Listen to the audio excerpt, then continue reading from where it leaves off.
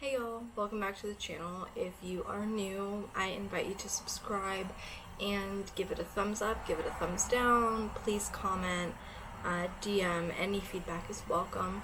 If you're returning to the channel, thank you again for subscribing and for watching.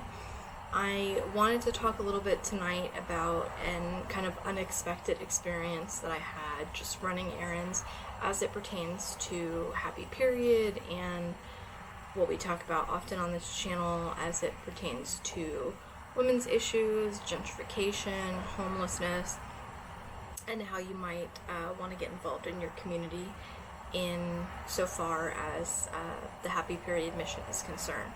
So I was not planning on filming this tonight. I had a more kind of like scripted topical thing to talk about, which will still go up, but I was running errands, and there's a micro heat wave kind of happening in Oakland again. It's unbearably hot. It's been 90 degrees in the house. We don't have AC in most buildings here in the Bay Area because the buildings are old. That being said, long story long, I was running errands after work, and I went into Starbucks to get a coffee, take a beat, and one of Starbucks's new missions, which has been the case I think for the better part of the year, maybe longer, is that their new branded food items, the Mercato,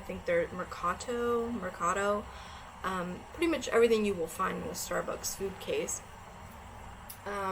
They have a new rule where instead of being able to throw unused food away at the end of the day, they are required to give it to those in need.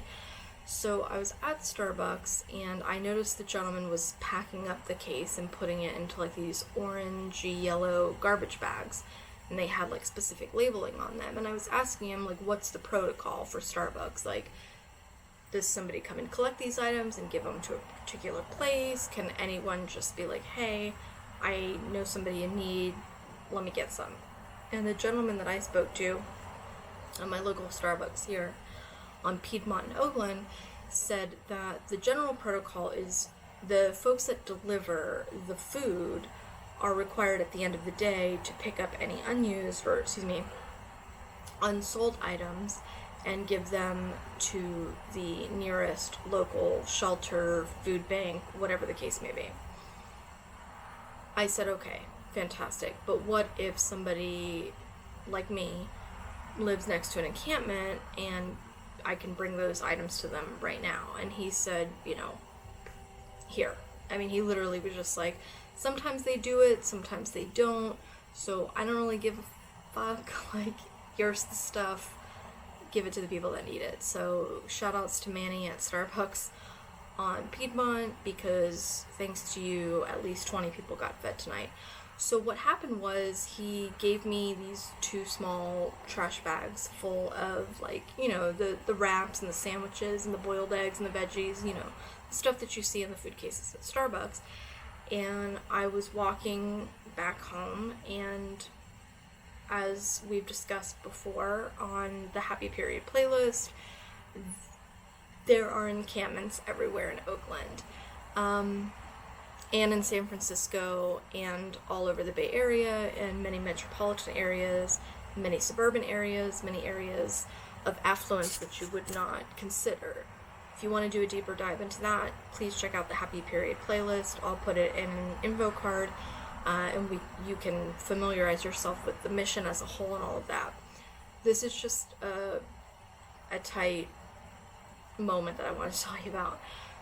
So there's an encampment, which I again have mentioned in previous videos, which is literally, if I walk out my front door, go 3 houses down, there's an interstate. You can probably hear it in this video.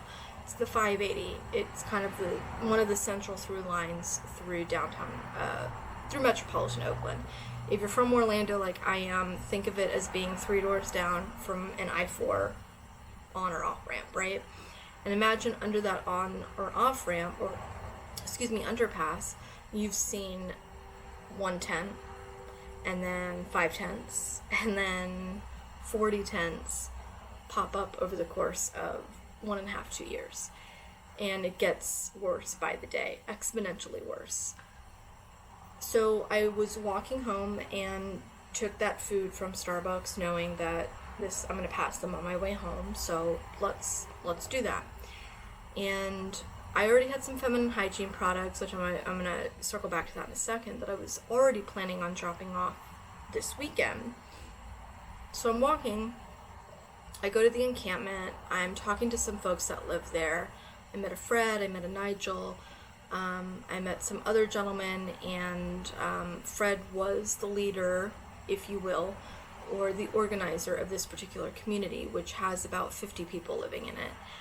And there are about 7 women, a couple of dogs, no children. There was a child that was living there. I don't know if they relocated or found housing, but that's the current situation of this encampment. So I was delivering the food. I was like, hey, I'll be back tomorrow with the menstrual hygiene, blah, blah, blah, blah, blah. Would you guys be comfortable talking to me on camera about your situation? We have Happy Period, not just our branch here in the Bay Area, but many other chapters have filmed distributions. They have filmed and photographed their interactions when they've distributed with the homeless and underserved in their communities. The rule of thumb is you, of course, always ask, right? You don't want to be exploitative and all of that. But I had asked them, I said, listen, the bottom line is, if we have video footage, if we have photos, if we put this stuff on social media, unfortunately, the exploitative aspect of it helps garner donations. If we can put a face to the epidemic, just like with anything, you're going to garner a bigger reaction, you're going to garner bigger donations, and therefore I can better support you. Our mission can better support you. My team can better support you. And so they're going to have a little bit of a conversation amongst themselves over the weekend, and when I go back, I'm going to see if they're comfortable with us kind of vlogging this one of many dozens of encampments. These aren't just the one-off people. These aren't people in shelters. These are like full-blown encampments. They are communities. The city cleans up their trash once a week. They're provided with porta potties. What was shocking to me in my conversation tonight, and I was talking to my neighbor and my original partner in crime, Jordan, who helped me found Happy Period Bay Area back in 2016, when I came home, was that the thing that everyone was saying to me, aside from feminine hygiene, in terms of things nobody thinks to donate, everybody brings food, fantastic, was water. There's no water. Obviously there's no plumbing, so there's no running water, so you have a porta potty, which is a nightmare in and of itself, right? And then you have like a little hand washing station, much like you would see at a music festival, right? Or anywhere you would see a porta potty, and they have those, but you bring your own water to that station. Like there's soap or hand sanitizer, but you have to bring your own water in order to wash your hands, your dishes, whatever. Water. There's no water. It just continues to astound me, the things that we don't think about and the things that we take for granted.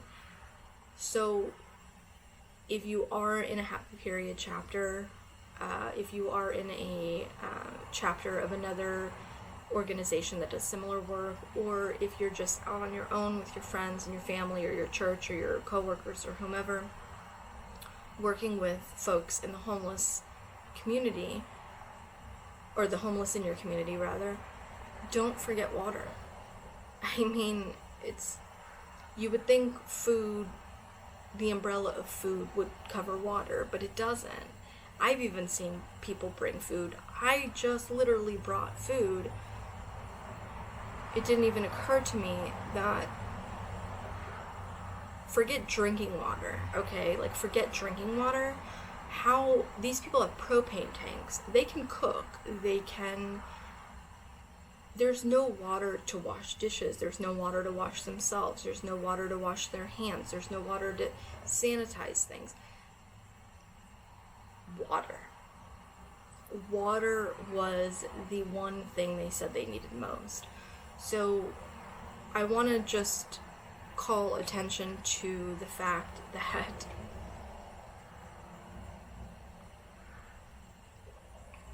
here I am 3.5 years into this, and I'm just taken aback by how much I take for granted, A, and B, how much I just really don't think about the basic necessities that they need. Because when you think food, you assume, well, or you don't even think about it. Like, if they have food, they must have something to wash it down with. It's not even like a thought that enters your brain. Feed the homeless, feed the homeless, feed the homeless. Well, what about, like, water the homeless? You know, like, there's no conversation around sanitation. There's no conversation around hygiene. Potable water, running water, water that can be boiled, that can be used to sanitize and clean it. I mean, it goes on and on and on and on. So please don't forget, if you are donating to encampments, to folks on the street, even to shelters, don't forget to provide water, because I sure as fuck have been. So I just wanted to touch on that. One of the other things that one of the gentlemen, brought to my attention was that, you know, it was ridiculous, because I was bringing donated Starbucks items, and one of the guys that I was talking to was newly homeless, having been laid off as a manager from a Starbucks. I mean, it's just ridiculous. One of the things that they said that they need more than, aside from water, obviously, is hygiene. Now, we serve, obviously, and we focus on the women's menstrual hygiene. Fantastic. The gentleman that I was speaking to was saying that, you know, razors are a huge necessity, that a lot of people don't think to donate. You know, men want to stay clean shaven, and, you know, men who are, a lot of these people have jobs. A lot of them have cars. They're just living in tents. But for the folks that are looking for work, especially for people of color, to already have that sometimes working against them, to go into a place of business, even to try and get work as a day laborer, and to not be well groomed is, you know, 3 strikes against you. So just for the gentleman to be able to keep themselves well groomed, you know, was something that, again, ding ding ding, obvious, but hadn't thought of, right? So yeah, just a couple things that I wanted to mention. We are so grateful here in the Bay Area, because we just received a very large and substantial donation from the Honey Pot Company, which, if you are not familiar, they provide beautiful pesticide and chlorine-free pads, and you can get these at any store, but there we go, find me, there we go. They were kind enough to donate a couple of boxes of travel packs of pads for us. They're pH balanced. I mean, these are killer for any of us to be using, but to have something like this that's such high quality to give out to folks that are living in tents or on the street is just such a huge blessing. So thank you so much to the Honey Pot Company for your generous donation.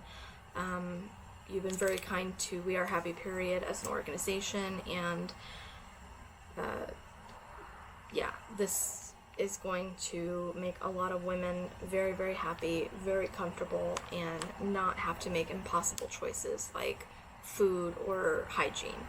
So thank you so much for watching. I will be posting happy period content on my channel once a week. Like I mentioned at the beginning of this, I had some content already pre-planned, so you will see that come up probably in the next day or two as well. But I just wanted to share with you like the kind of light bulb moment of the things that are just so glaringly obvious, but they aren't until they're named, you know, and it's just a good opportunity, you know, if you are watching this, to take stock of what you have and to take stock of what you could lose and to take stock of what you can do. So please subscribe if you haven't. It means the world to me. And please share this if you want. But feedback is welcome and really, really, really, really wanted. So whether you dig this content, thumbs up. If you don't, thumbs down, comment, DM me if you want more information. But yeah, please check us out. We are on Facebook. We are Happy Period Bay Area. We are on Instagram at We Are Happy Period Bay Area. We are also on Twitter at Period Bay, B-A-Y. So you can always stay abreast of the events that we have coming up, articles, information, means to get involved. And of course, on my channel, if you go to the Happy Period playlist, you can see all of the work we've done here in the Bay Area over the past couple of years and vlogs on how you can get involved. But if you again have specific questions, please comment or DM me. Otherwise, thank you so much for watching. Thank you so much to the Honey Pot Company. And yeah, we'll see you on the other side. Love you.